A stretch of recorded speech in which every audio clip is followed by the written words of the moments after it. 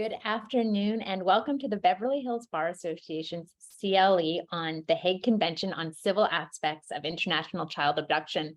We are very honored to welcome Melissa Kucinski here from DC. She's disappointed that Joe Biden did not fly her in on his plane. She had to fly commercial.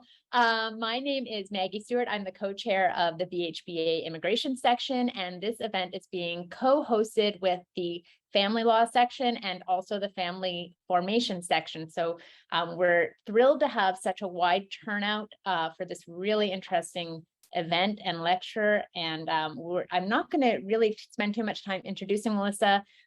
She is really one of the countries and probably international leading experts in this field of law. She has her own firm, MK Family Law, and it's brought in to work on cases really all over the world. And so we're fortunate that she was able to carve out a free afternoon to join us here in Los Angeles. And with that, I'm going to turn it right over to Melissa, and thank you all for joining us today. I'm unmuted.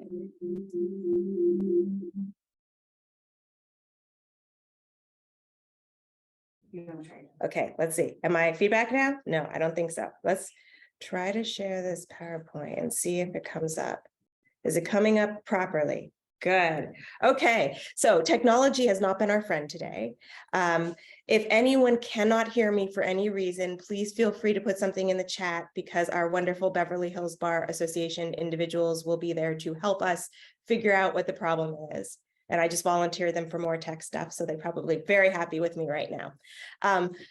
As was said, I'm here in person. This is the first in-person conversation I've had with lawyers sitting in the same room as a CLE since 2019. So I'm extraordinarily happy to be here. And for anyone who's in the room, if you see me looking beyond my computers, because I have a wonderful group here in the room with me, if they ask a question, I may repeat it because you are relying on my computer's microphone in order to pick up the sound.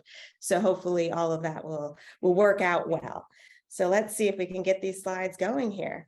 So I'm talking about the international parental child abduction in general, but most of that revolves around the Hague Abduction Convention, because that is a key law that is in place in the United States that everyone should know about. That is not necessarily a family law, but a lot of family lawyers use that law in their cases. So the first thing I like to talk about are the mistakes that I see lawyers making. A lot of lawyers will refer to the Hague Convention. The Hague Convention can refer to a ton of different treaties. There's the Service Convention, the Hague Evidence Convention, the Hague Apostille Convention, the Hague Child Protection Convention, Adoption Convention, Child Support Convention. I mean, I could keep going. There's a lot of them that the US has actually signed on to. But when we're talking about parental child abduction today, it's going to be the Child Abduction Convention. And so if I say Hague Convention today, you can be certain that that's what it is. But when you're talking, you need to be very precise. And when you're talking about this, you also need to know a little bit about treaty law, which is not a family lawyer's forte.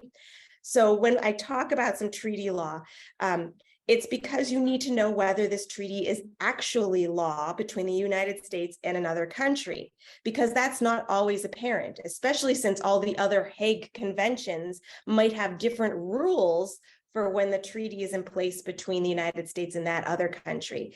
For this particular treaty, the United States was a member of an international organization called the Hague Conference on Private International Law in 1980 when this particular treaty was concluded. And on that basis, we were able to ratify this treaty, treaty law, term of art. For those countries that were not members of that organization in 1980, when this treaty was concluded, they could only accede to this treaty. And any country that acceded to this treaty, the United States has to accept them as a treaty partner. And what that means is that countries like Russia that acceded to this treaty, we have said, no, we're not going to accept them, at least not now.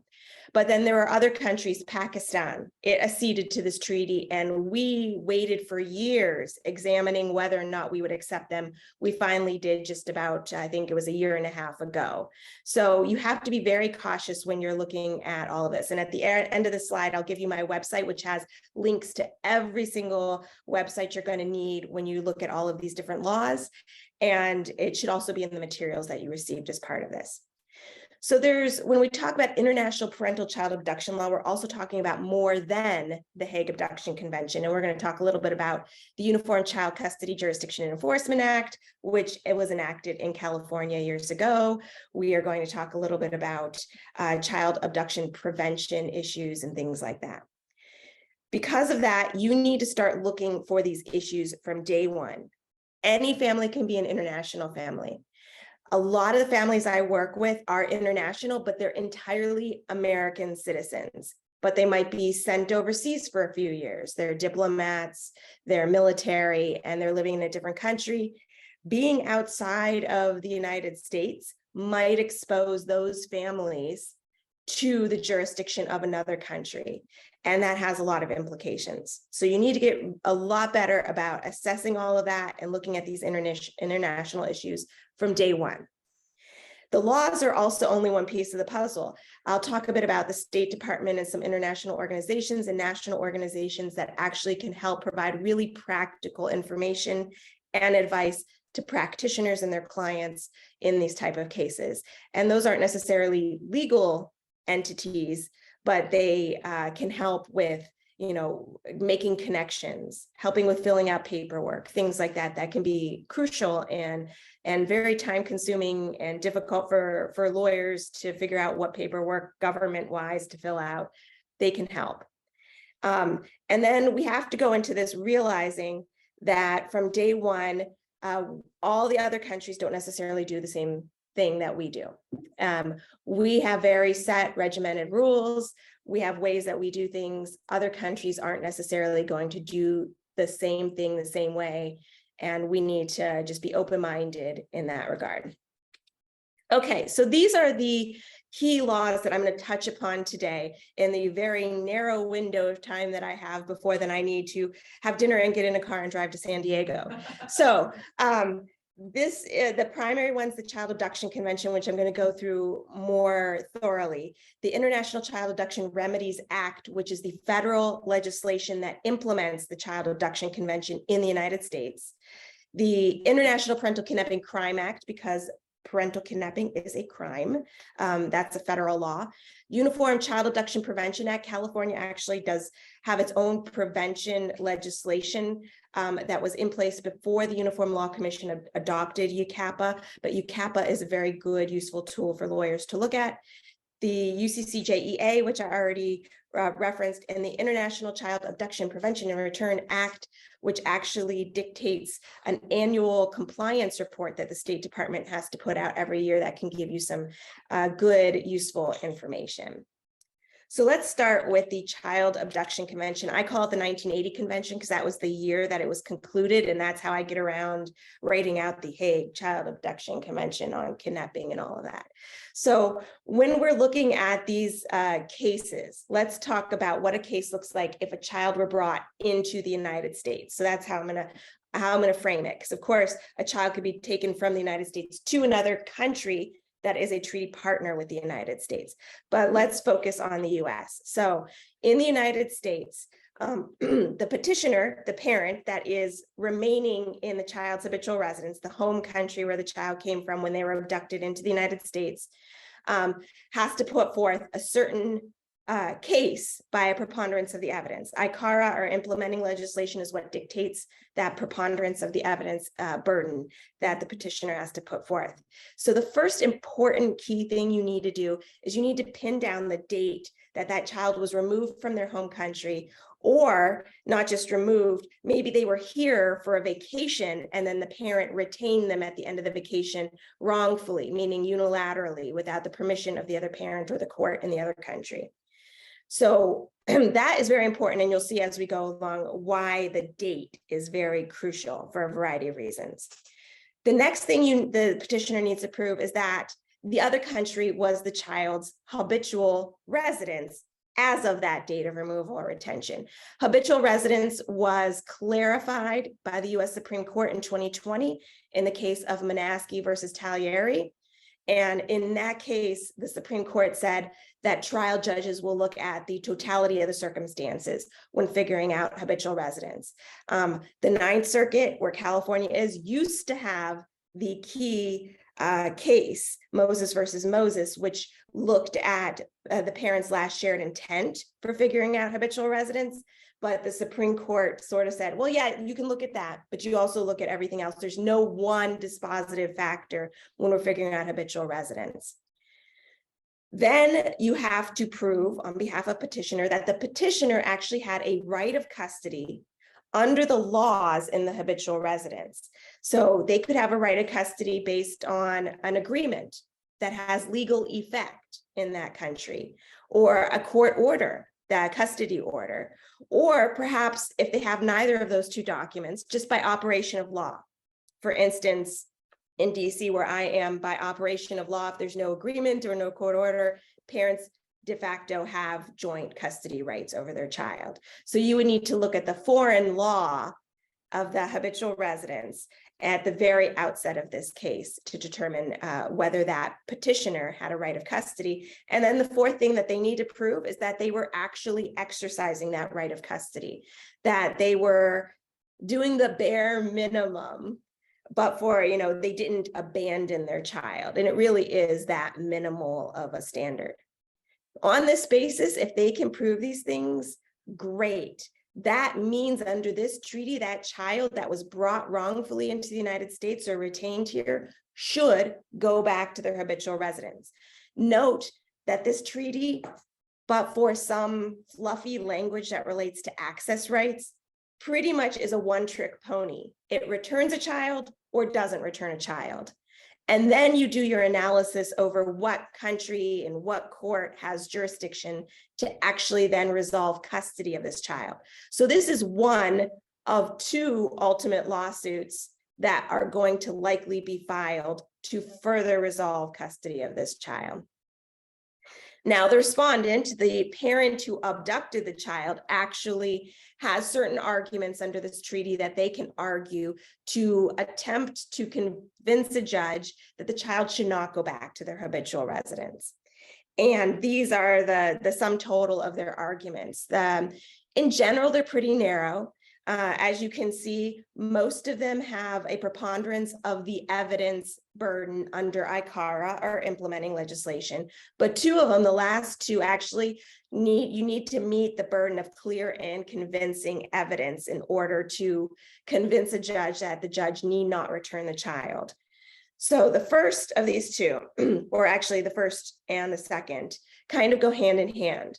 Consent is that petitioning parent actually, before the abduction or the retention, consented that the child actually can permanently relocate to the new location. That would be great, if that's going to be what WhatsApp messages and emails and all that fun discovery that you get to do in these cases. Acquiescence is a little more formal. That is after the fact, once the child's actually been abducted, the petitioning parent, the left behind parent, actually does something more formal, a written renunciation of their legal rights to the child, some agreement, something like that after the fact that gives up that right to seek the return of the child. They acquiesced in it. The third one is that the child who was abducted is mature, which is I guess fluffy thing to think about, because you have a judge, and in California, it could be a state or federal judge. In the United States, it could be a state or federal judge, deciding whether this child is mature, and then whether they object to going back to their habitual residence, not necessarily to the other parent, not necessarily stating a preference to where they want to live, not, wishy-washy, but a pure objection. I am not going back, and that their reasons are mature for this child of this age and this, education and background, and, their health or well-being and how they can come across as mature. The other factor for number 3 is that the parents or the court will sometimes need to examine whether the parent actually influenced the child to make this objection. So as you can imagine, a mature child's objection is often going to rely a lot on child emotion and psychology. And so you will often see psychologists or experts addressing this particular issue. Now, having said that, a lot of judges in the United States are now interviewing children in chambers. Some might even be doing it in courtrooms. In DC, we do it in courtrooms, which breaks my heart. Sorry, anyone from DC, it really does. So there are a variety of ways where this might come into play. But if the family doesn't have money for an expert, it's often going to rely on the judge to make this assessment. The fourth exception to returning a child is where that pinning down that date of retention or removal is very key. If the left behind parent files their lawsuit requesting the child's return under this treaty more than 1 year from that wrongful removal or retention, and the child is now settled in their new environment, then a judge has the discretion to not return the child. So it's first that 1 year, that is a prerequisite. It is not a statute of limitations. There was another Supreme Court case, Lozano v. Alvarez, I think it was in 2014. It said that, if the taking parent is hiding the child and shuttling them around, we don't toll the 1 year. The 1 year still runs, so that other parent can't sit there and wait. They have to try to locate the child. And there are some resources like through the State Department that might help you try to locate the child, because ultimately you do need to file this lawsuit where the child is now sitting post-abduction in state or in federal court. Yeah. Now settled, does that just mean the country, or does that mean how settled is that? Right. So that is also another everything in the kitchen sink type of analysis, or a totality of the circumstances analysis. So what does now settled really entail?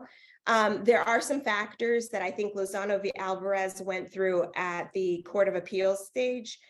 Anything and everything from, does the taking parent have a job? How stable are they? Is the child in school? Do they have a community? What are their immigration status, that they might be kicked out of the country at any point in time? Anything you can think of that would show whether this child is now settled in this environment. And it probably is a little more specific, as in, are they settled in this metropolitan area versus are they settled in the United States? Because if a parent is moving them around, it's going to be really difficult to prove that they're settled in any one given place, because they're not going to have friends. They're not going to necessarily be near family. They're not going to be in a school. So that all plays into this. The fifth exception is fundamental principles of human rights. In other words, it would violate the child's human rights to return them.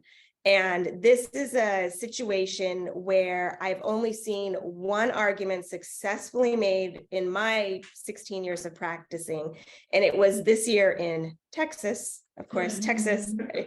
Jonah's laughing because you're licensed in Texas, are you not? Texas, a judge said that the child should not have to go back to Mexico because of human rights issues under Article 20 of the convention, because the child had special needs and the school in Mexico actually could not properly accommodate those special needs, because the mother who was in Mexico had to physically sit next to the child in school every day, which precluded her from working. And so based on the Texas Constitution, based on human rights treaties, this Texas judge said that is a violation of this child's human rights. Now, I don't know if this is going to be appealed. I haven't seen an appeal yet, but that is the only trial court case I've seen in the United States that's actually addressed that. The issue of asylum, in my mind, and this is my bet to everyone here, I'm betting that asylum is going to come down the road in the near future, and that is going to be the next argument that will be successful. It has come up in about 2 cases this year, most recently in the Sixth Circuit. And the child who had been granted asylum was still ordered to be returned to their home country under the Hague Abduction Convention. They are very distinct proceedings. There are different burdens to meet. Some of the facts may overlap, which is what the majority in the Sixth Circuit said, but there is the Refugee Convention. There is now the Hague Convention, 2 different treaties, but very distinct. So I think that there are going to be more cases that relate to this in the future. So that's just, I'm putting that out there now. So when that case comes, you can call me and say you were right. So the last exception is actually the one that is perhaps most prominently argued in the United States. I see it in almost every single case that I deal with, and it is the grave risk of harm. In other words, returning the child to their habitual residence would expose them to a grave risk of physical or psychological harm or place them in an intolerable situation. And this case came up before the Supreme Court this year in Golan v. Sada. The opinion was June 15th, and that dealt with the fact that the Second Circuit, New York, which also the Ninth Circuit, California, required that if a court said, ooh, there's a grave risk to return this child, but we must consider whether there are measures, things we can put in place to nonetheless send them back safely. Second Circuit called them ameliorative measures. Ninth Circuit calls them alternative remedies.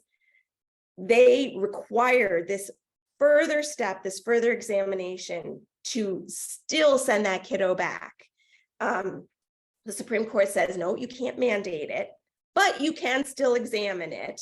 And in fact, it might be appropriate to examine it in certain cases, such as when the facts of the case clearly require it, or when the parties bring up the issue of ameliorative measures.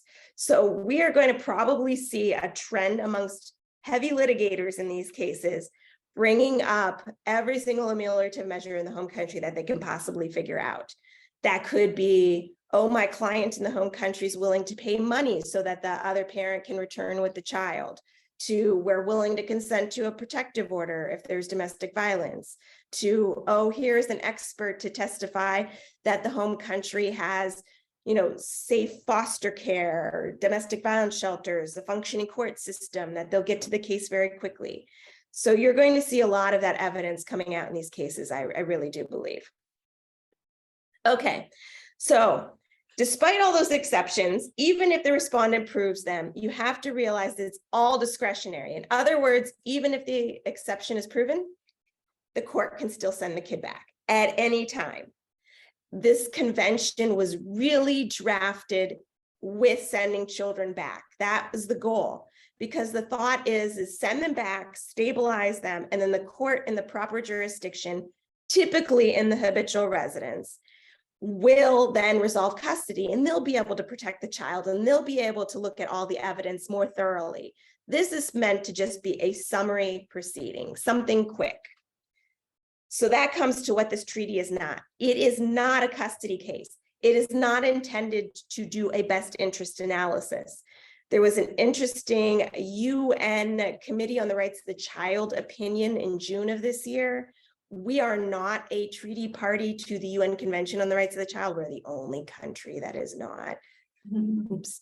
But the Committee on the Rights of the Child was examining a Spain case with, gosh, what country was it? It was a country in South America. The child was ordered back to Spain, and the child had special needs, and the mother exhausted all her appeals. It was the appellate court, the highest court in that country, that actually said the kid was going back. The 2 lower courts actually said no. And the mom said, well, you know what? You didn't follow in your procedures the UN Convention on the Rights of the Child. You didn't consider the child's best interests under, I think it's Article 9. And the Committee on the Rights of the Child actually said yes. So you have to examine the best interest of the child. But this treaty is not a best interest treaty. This is not to make a custody determination. It's supposed to just put the child back to where they were. And the goal, or the thought was of the drafters, doing that stabilizes the child and is actually what is best for a child. It is also not a case where you're trying to recognize and enforce a foreign custody order. A foreign custody order might be brought in as evidence of whether a parent has a right of custody, but it is not a recognition and enforcement of case. You go to the UCCJEA in your local state family court in order to do that. It is not a decision on jurisdiction. I am going to argue until I'm blue in the face with every lawyer out there that says this is a jurisdictional treaty. It is not. There is a separate Hague Convention, the Hague Child Protection Convention, that is a jurisdictional treaty. The US signed it in 2010. We have not yet ratified it. It is like the UCCJEA on speed. It is like the international version of that uniform act we have in the US. This is not a jurisdictional treaty. So it does not determine where jurisdiction lies, although you will hear a lot of people say that it is the habitual residence that will decide custody, that has the jurisdiction. And that is the case in most situations. And that is a very Eurocentric focused type of analysis. In the US, we have the UCCJEA, other countries don't have that. So it is possible that a child is not returned from the US to a foreign country, but the US still doesn't have jurisdiction under the UCCJEA to issue a custody order. So it is possible that the two just don't overlap. This is not addressing travel or passports. The Code of Federal Regulation is what addresses US passport issuance. And it doesn't determine travel, although it would be really helpful if judges, when they're ordering the return of children, do address how the child is getting back, who's going to take them on the plane, how they're going to get safely back to their habitual residence. That would be really helpful because we're seeing a lot of situations where, because those issues are not fleshed out, the parent just doesn't put the kid on the plane because they don't have the specifics that are required in that regard. And the last one, I shouldn't have to say this, but I have lawyers tell me this all the time. You argue these cases in your domestic courts. It is an international treaty, but it doesn't establish an international court like the International Court of Justice or the International Criminal Court in The Hague. You will argue this in a federal or state court here in California if the child's sitting here. So know that it only applies when the countries are treaty partners. So like I said, we haven't accepted Russia as a cession, so it is not in place between us. So if a child is brought from Russia to the United States, you cannot use this treaty to get the child back to Russia. There is only one remedy, return or not, although there is some language in it about access rights, but it is my opinion and the opinion of many federal courts in the United States that states that that needs to be addressed in the family courts. If the taking parent files a custody case, you need to look at Article 16 of this convention.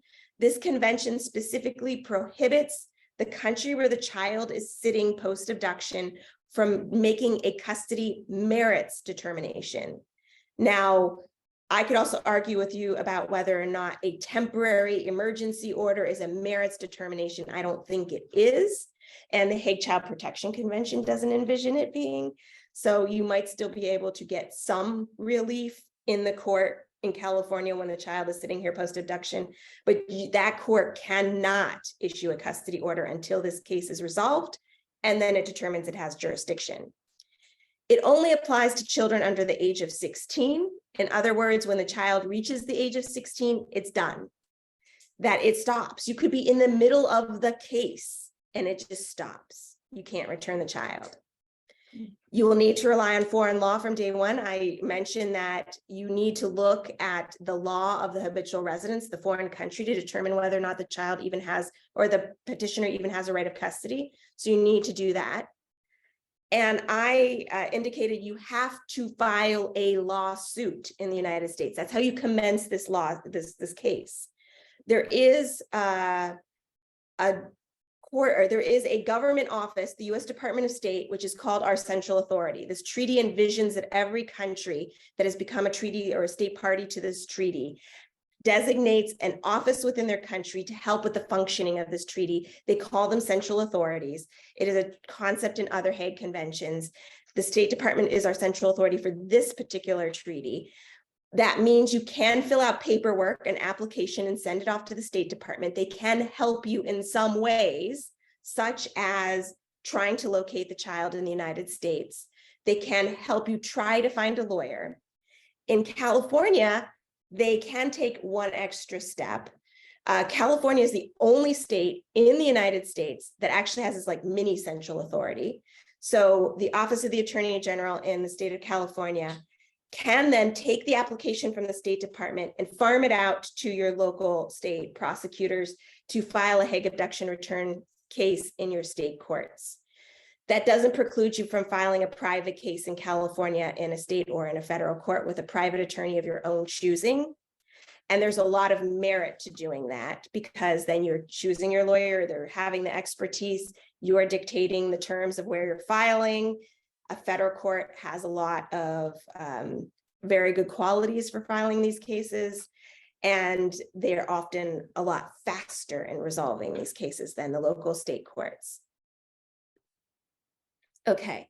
So I mentioned ICARA. It's our federal implementing legislation. It has some really good provisions.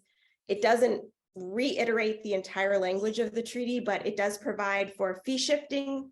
In other words, the respondent, if they lose, are going to have to pay the petitioner's fees unless it's clearly inappropriate. It provides for relaxed authentication rules. It sets out the burdens of proof we discussed. And this is where it allows for state and federal courts to have concurrent jurisdiction. But the practical hurdles, every country that might have this treaty doesn't necessarily use it to its full advantage. I mean, there were cases years ago, you probably have heard of the Goldman case. It was a New Jersey to Brazil case in the news on the Today Show, probably every single day back in like 2010 to 2012. It was a several-year endeavor.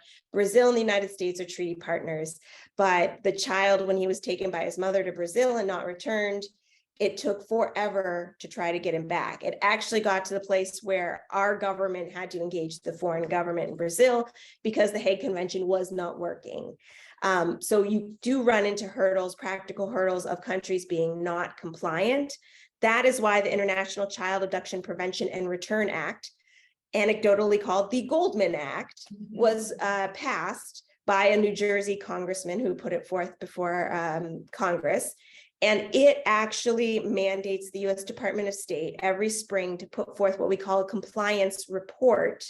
This report is found on their website, travel.state.gov, and it lays out grades for countries. If the country meets the criteria in ICAPRA to be not compliant, they are given a big red flag. The report includes every single country where a child was taken from the United States to that foreign country in the past year. They don't have to be Hague abduction partner countries. It could be any country. So really, what are you complying with? I mean, if there's a country out there and they're keeping the kids and there's no treaty or any laws in place, I mean, really, they not compliant with a law, but it includes every country. So Brazil was on there for a while there, as you can imagine. So once a child's returned, now what? You get a custody case. So this is just really the first step. Parents who lose these cases, it's horrible. It can be devastating. If you really felt like you had a good bona fide reason to protect your child and remove them and keep them away from the other parent. But it's not the end game. The end game really is the custody case. You do have to realize that even though this treaty has a very expedited fashion, in fact, there's a 6-week time frame benchmark in the treaty that sort of implies that things should be resolved by 6 weeks' time. They rarely do. I think the last statistics from the Hague Conference from 2016 said it was taking on average about 300 days for most countries to actually resolve these cases. And in the United States, that's absolutely right because of appeals primarily, where a child's ordered returned, but then the parent doesn't want to return them. They get a stay of that return order, then they appeal. The Golan Visada case that the Supreme Court ruled on this year, it's been ongoing for, 3, 4 more years. It's still going. The Supreme Court remanded it. The court in the Eastern District of New York ordered the child back again. And now there's another appeal going. So it's been up to the Second Circuit Court of Appeals probably 4 or 5 times now.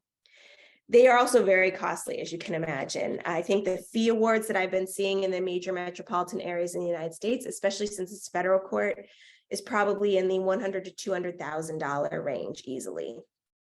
And that's not even with the custody case after the fact. So that's that, but there are other laws, and I said that in one of the earlier slides. So to run through those very quickly, the criminal kidnapping laws, there is a federal statute that criminalizes kidnapping. In other words, removal of a child or retention of a child that was in the United States to a country that's outside the United States, of course.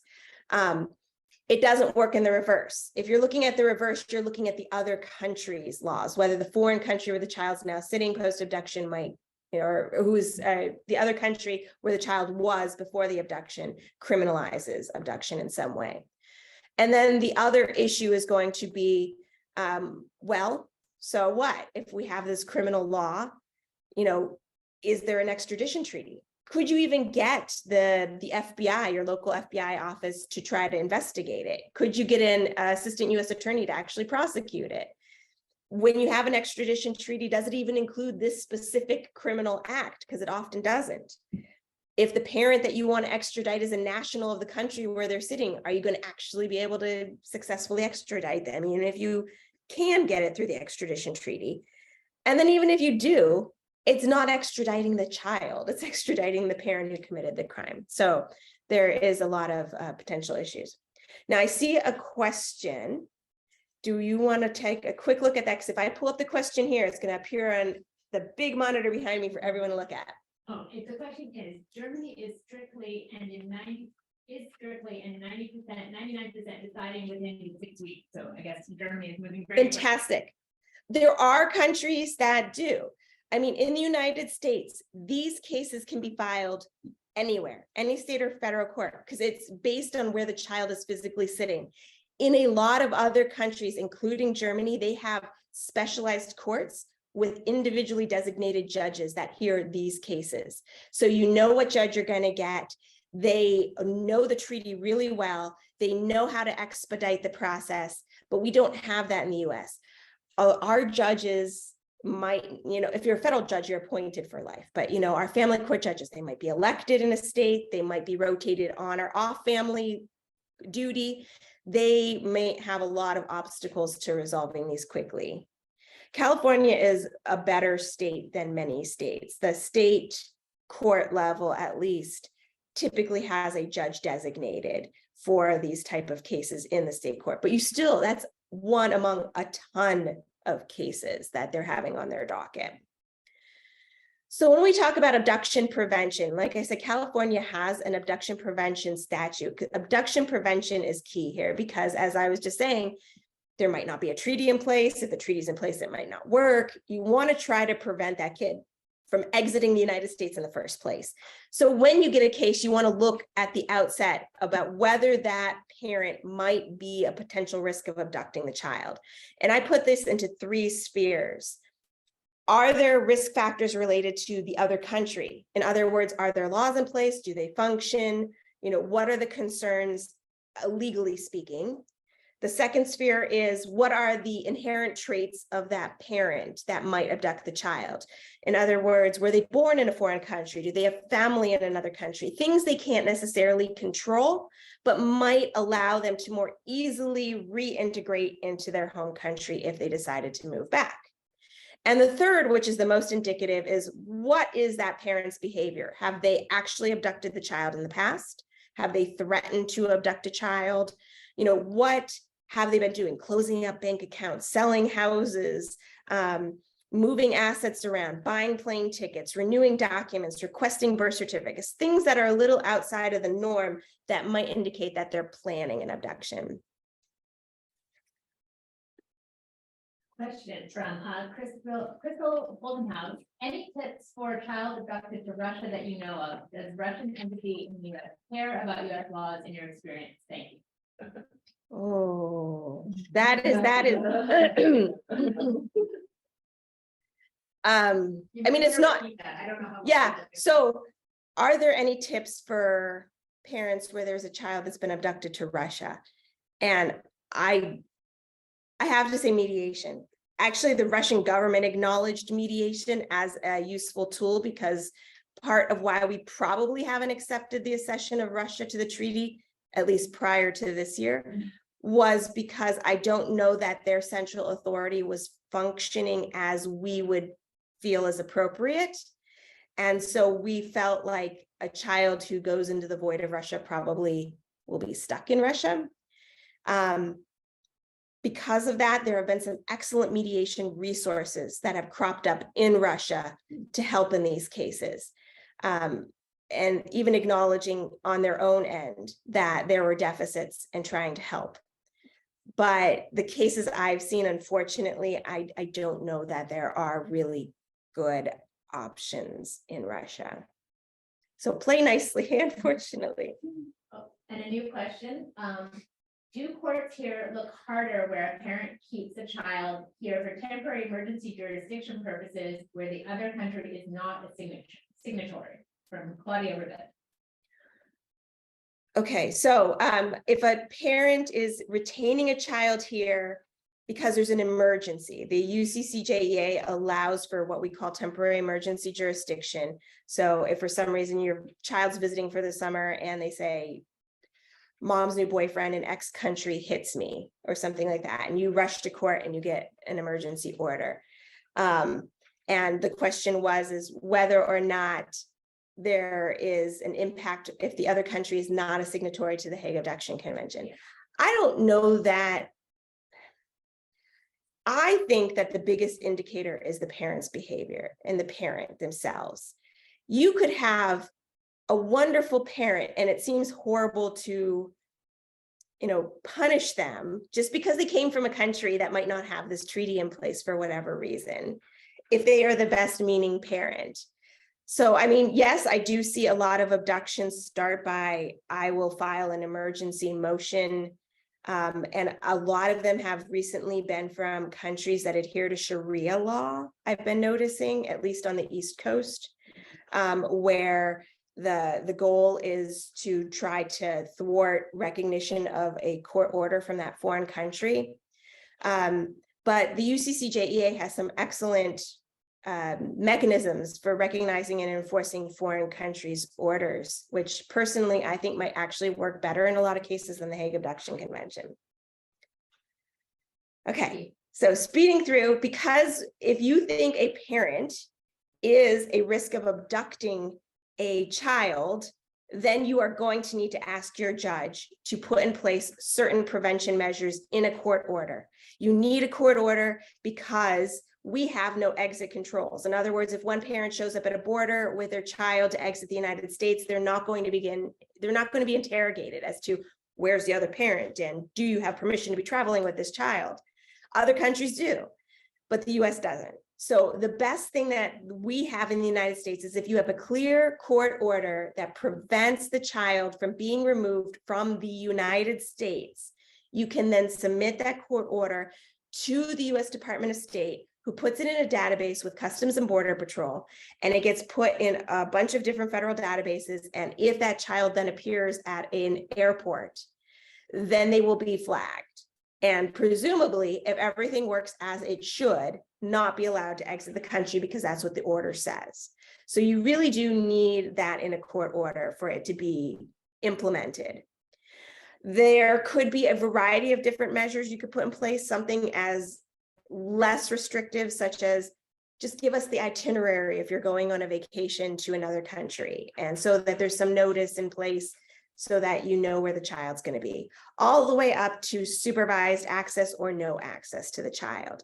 There's also the chance that you can put in place certain provisions for passports and who can secure the child's passport, because by default, if the parents share joint legal custody, both of them must secure a US passport. Although, as I saw in a recent case, I think it was in Missouri, the mom was in Japan and wanted to travel back to the United States. And her parents in Missouri called up the local Missouri congresswoman who said, oh, there's a way to get an emergency passport. And so the mom went to the US consulate in Tokyo and was able to get an emergency one-use passport and get to the US and abduct the child. The child was sent back under the Hague Abduction Convention. So, just because you can get a passport doesn't mean it's legal what you did, but there are some ways that parents can thwart that. The Passport Issuance Alert Program actually is another program from the U.S. Department of State. The program will allow a parent to enroll their child in this program so that if anyone tries to get a passport for the child, that parent will get an alert. It's not a stop on the passport being issued, but it's an alert so that parent can run to a courthouse and get a court order to stop it being from being issued. Are standard temporary restraining orders which are issued in California upon filing or service of dissolution case in California sufficient orders to be provided to the State Department from Ellen Stein? So the question is are the orders that are issued by a California court in a divorce case, what I call a divorce case, you call a dissolution case, is that enough to send to the State Department? Yes, but it has to be clearly worded. You have to think about who your audience is. It could be a Customs Border Patrol agent. It could be a non-lawyer consular officer. It could be any government employee sitting down the street from me in Washington, D.C. They are not going to know precisely unless it is very clear that it is preventing or that there is a restriction on the child leaving the United States. Don't say leaving Southern California. That is too wishy-washy. What is Southern California? I don't know. They're not going to know when you get to LAX, maybe they'll know. I don't know. Maybe they'll assume, maybe they won't.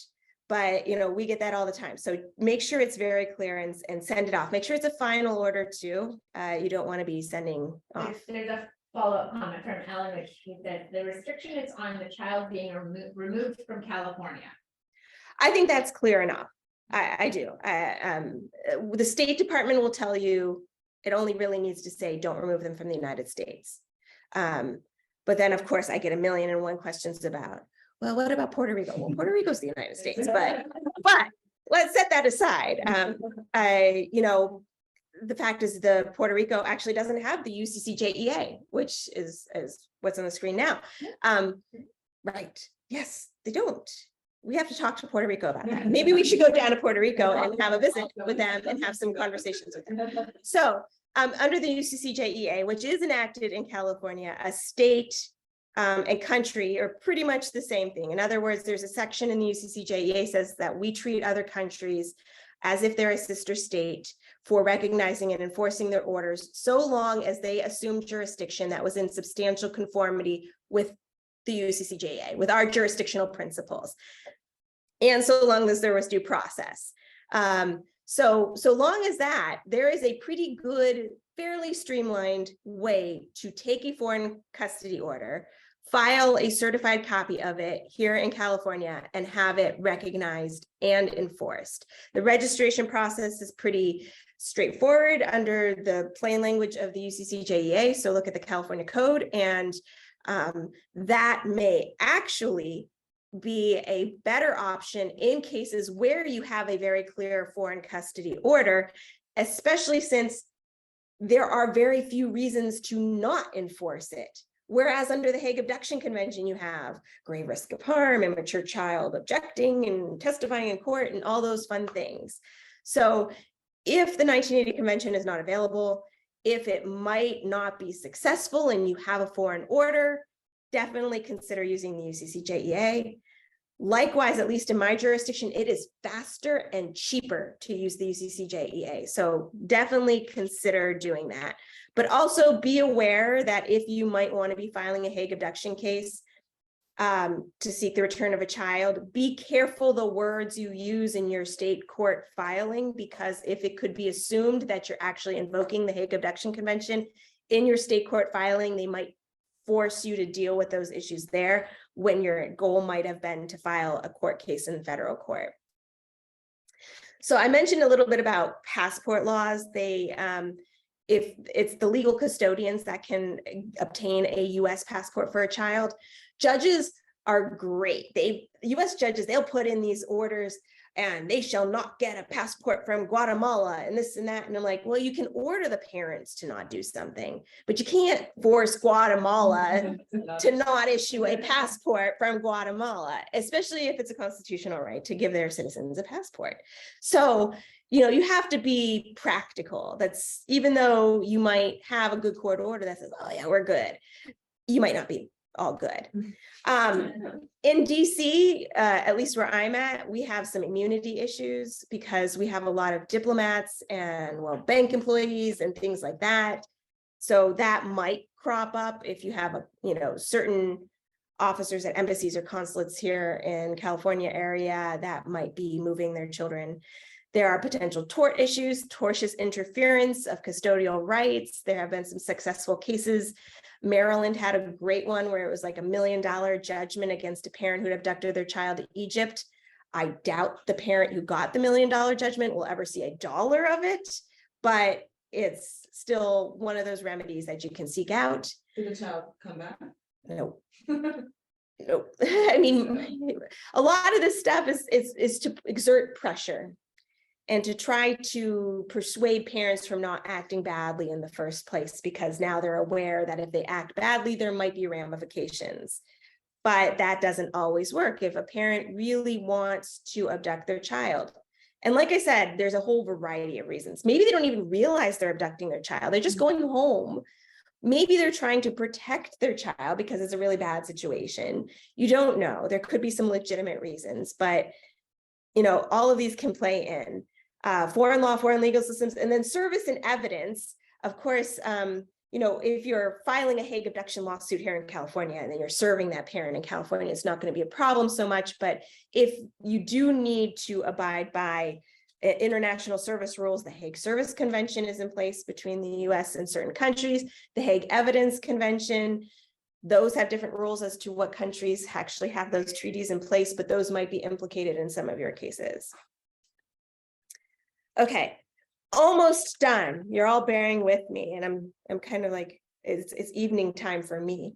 So, okay, so some of the resources. The Department of State, in DC, we use a lot of acronyms. I'm sorry. I realized that once I put up this slide. We're all about the acronyms, and I just nod for most of them because I really don't know what they mean. The Department of State, Customs and Border Patrol, the Department of Justice, which is actually our central authority for the Hague Service and Evidence Conventions, and actually is where the FBI is housed, where you would go if you want to make a criminal complaint, the FBI, your local FBI office. All of those can provide those good resources that we talked about throughout the past hour. The National Center for Missing and Exploited Children is a non-governmental organization based in Alexandria, Virginia. They have a 24-hour hotline. They might actually be more useful for your client to call if it's the middle of the night and there's an abduction in progress, because they can give real-time practical information on what they might be able to do. Now, granted, a lot of it might be call your lawyer, get a court order, but they might be able to say, well, call this police station, tell them these things so that it provokes them to act. Then we also have International Social Service. The US branch of this international organization is in Baltimore, Maryland. They actually can help you in foreign countries by doing voluntary home visits of a child. They've actually been known to help facilitate the safe return of children when they're going back to their habitual residence. So you can certainly reach out to them for any of those resources because they are focused on children crossing borders. And then the international organization is the Hague Conference on Private International Law, which is the body that put forth all of these Hague conventions that we've been talking about today. Okay, so, and the final thing is just be aware that you're probably going to want to bring on other professionals when you're working on these cases. Whether it is an expert that might be testifying as a witness or a case consultant. A lot of this is international law, not family law. It's jurisdiction, it's treaty law, it's stuff that family lawyers aren't equipped to necessarily know for all of their cases. They might have had a couple cases here and there, but these cases, I mean, despite the fact that we're talking about them and I have so many of them, they're not as, I mean, they're common. If you'll see them everywhere when you start looking for them, but they're not as prevalent. And the statistics in your family court is going to be a small percentage of your cases. So chances are a lot of family lawyers who are listening today probably won't have many of these unless they focus on, you know, international law, or they get the random case in their door. In DC, we have a lot of immigration lawyers who actually take these on because their client might be accused of these, of child abduction. So you want to consider who you might want to bring on. So with that, I'm going to put up my law firm's website because I flew out here, and so I get to plug myself. And so actually, if you go to my law firm's website, there is a page that says legal resources. It will take you to a brand new website that I actually created, familylawcrossborders.com, if you want to go straight there. I have an international family law case update legal blog. It will send you updates. I actually, because I author an article every year for the American Bar Association giving these legal updates, I'm already summarizing them. So I'm like, why don't I put them up on the internet? So you can actually search that website for cases, type in Hague Convention, California, or something like that, and it'll pop up with cases. I started this in April of 2020. So you'll get summaries of all these cases and links to opinions. You'll get different articles, lists of different webinars or CLEs, and links to all of the websites that I was referencing, NCMEC and State Department and Passport Issuance Alert Program and ICAPRA, all of them you'll be able to get by going to this website and going to the link. So that saves me a lot of time for typing in a lot of websites to the Q&A. Any questions? Because I think I'm almost to the hour. You're doing excellent for time, and we can definitely spare a few minutes to take questions if there's more questions to come. Do you want to stop sharing your screen so you can read the questions yourself, or do you want to keep that up for another? I can stop sharing there. Let's see. I have a question. Yes. Let's say they're abducted to the US and the abducting parent is a US citizen, but the kid does not have citizenship through. Yes. And they're in the middle. Let's say they're in the middle of getting a green card. Does that count as does that count as the unsettled? Right. How bad is that for right. returning? So for anyone who didn't hear, because I'm not sure how much is being picked up, is the question is how much is the immigration issue at play for any parts of this Hague Abduction Convention case? The fact that a parent or a child may or may not have status here, might be in a process to become in status here. I might not be using the proper terminology, so I apologize. So it is a factor. It is not a determinative factor. I've not seen it be a determinative factor in any part of a Hague Abduction Convention case. It could play into where the habitual residence is. It could play into whether a child is now settled. But what I've seen these courts do is typically say, okay, here are all the factors, and there's more in this pot than this pot. So unless there is something that's imminent, that they're going to be sent out of the United States pretty imminently, I don't know that I've seen in all the cases I've read in the last several years that it's been the key factor. Other questions? There's no questions on the line, so if anybody in the room has a question they'd like to throw out, that would be great. I have another question. Yeah, go ahead. Sorry, I'm sorry. Are you thinking of abducting your children? No, leaving. You're thinking of leaving your children. Abducting myself. That could be. That's another thing. That's a whole other issue. Right of custody during that, as an issue, in the country of habitual residence, they have a right of custody. That doesn't necessarily mean that that parent has to have full custody. Correct. So what does right of custody actually mean? The treaty is sort of vague in it, and it's defined under the law of the habitual residence. It doesn't necessarily mean that they have to have sole custody, sole physical, sole legal. Usually it's more than access rights is how it's defined. And the US actually has another Supreme Court case. There have been 5 of them. I've probably gone through most of them. And in that case, Abbott v. Abbott, it actually said that another right of custody is a ne exeat. In other words, an order that says a child is not permitted to exit a specific geographic region.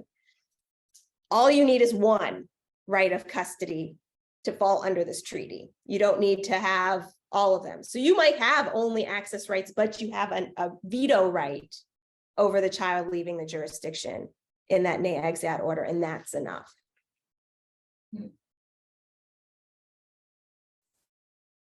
Is it your experience that the convention is applied similarly, like the analysis of it is similar in other jurisdictions where we have the reciprocal relationship? So is the treaty applied similarly in other countries? Not always, no, because every country implements it differently. So some countries, they may actually go through administrative proceedings through their central authorities, whereas we force everyone to go to court. Some countries may have different burdens of proof for proving different elements. Some countries may define the elements of the case differently. The treaty actually doesn't define habitual residence. It doesn't define, any of the terminology. It leaves it to each individual country. So each country's statutes or case law has developed in resolving it. Now, the goal is uniformity. But if you go to the Supreme Court and ask Clarence Thomas, he's like, I don't really care what the other countries do. So why do we have to worry about that? This is sorry, Clarence Thomas. He actually lives not far from me. So I feel like I'm bashing a neighbor here. No, yeah, so anything else? No. Yeah. From recently, from what you've seen, what was like the best argument for keeping the child in the abductive state instead of returning them? The best or the most successful? Most successful. So the most successful arguments I've seen recently in keeping a child, say in the United States, well, let's say grave risk. I've seen a lot of arguments now under grave risk that relate to post-traumatic stress disorder. I've been seeing more and more of those, where if a parent gets a very solid psychological evaluation of the child that says, if they're going back to the habitual residence, they're going to be triggered and have this PTSD trigger, the courts have been reluctant to send them back. Now, I haven't seen a whole ton of these, but the ones I've seen have been successful in not returning a child because you can't really ameliorate that. You can't necessarily, if it just being in that other country or thinking about going to that other country is what triggers the PTSD, then that's the problem. You can't really get around that. Anything else? I think we're done. Well, thank you so much. And I'm gonna mute myself. Okay.